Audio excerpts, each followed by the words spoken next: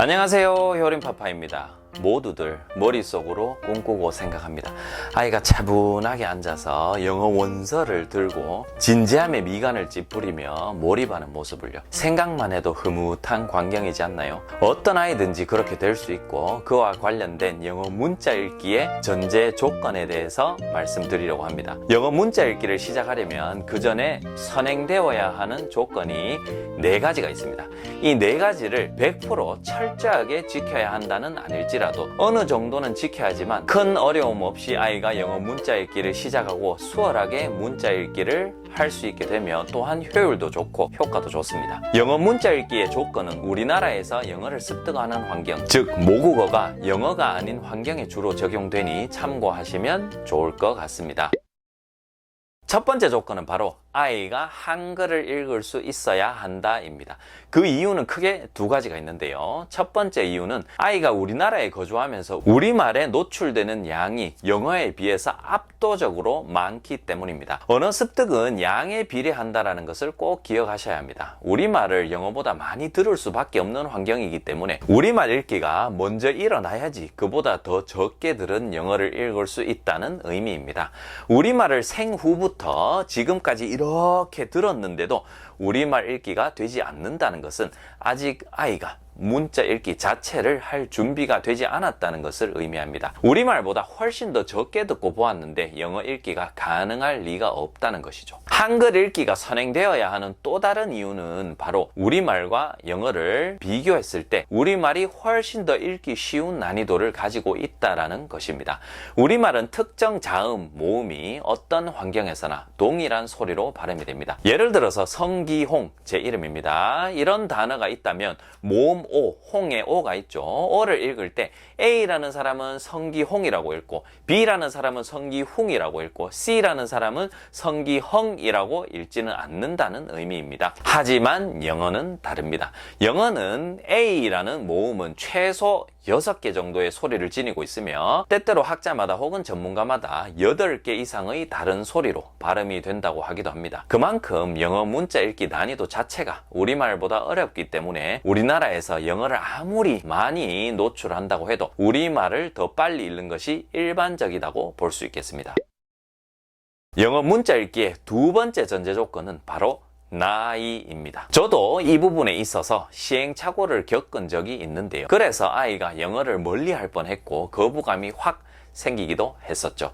문자 읽기는 학습적인 요소가 강한 영역입니다. 그래서 아이가 어리더라도 가르치면 되긴 됩니다. 불가능한 것은 아니라는 것이죠. 하지만 문자 읽기도 적기가 있습니다.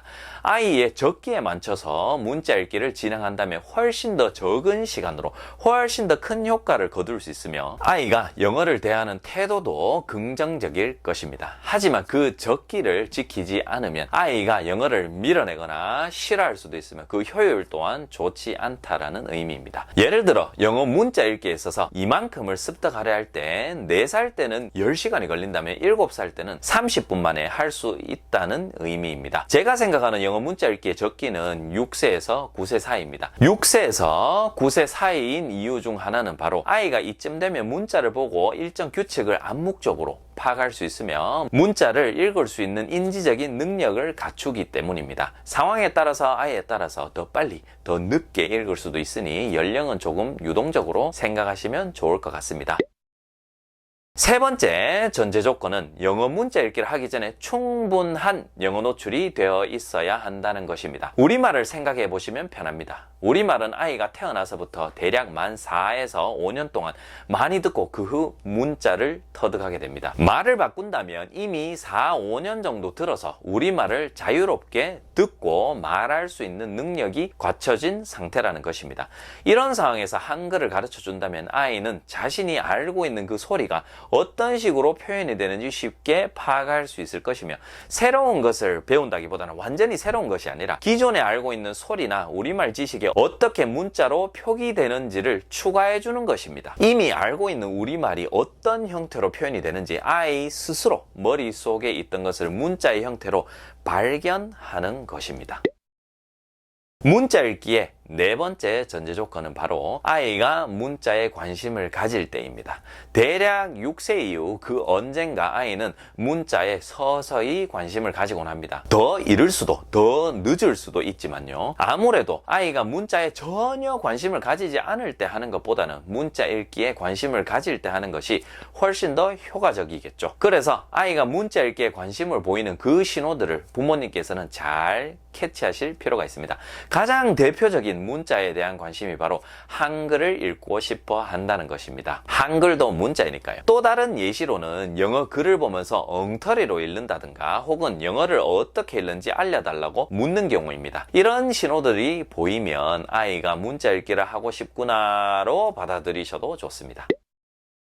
위에 이제 방금 제가 4가지 조건을 말씀드렸는데요. 이 중에서 특히 1, 2, 3번이 중요합니다. 한글을 읽을 수 있는 상태여야 하고 어느 정도 나이가 되어야 하며 가장 중요한 것은 영어를 어느 정도 들은 상태, 즉 영어를 어느 정도 습득한 상태여야 한다는 것입니다.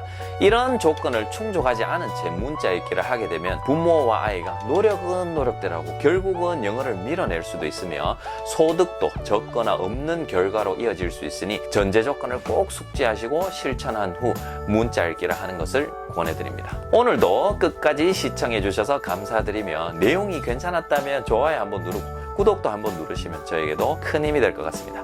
다음 영상도 기대해 주시기 바랍니다. 바이바이.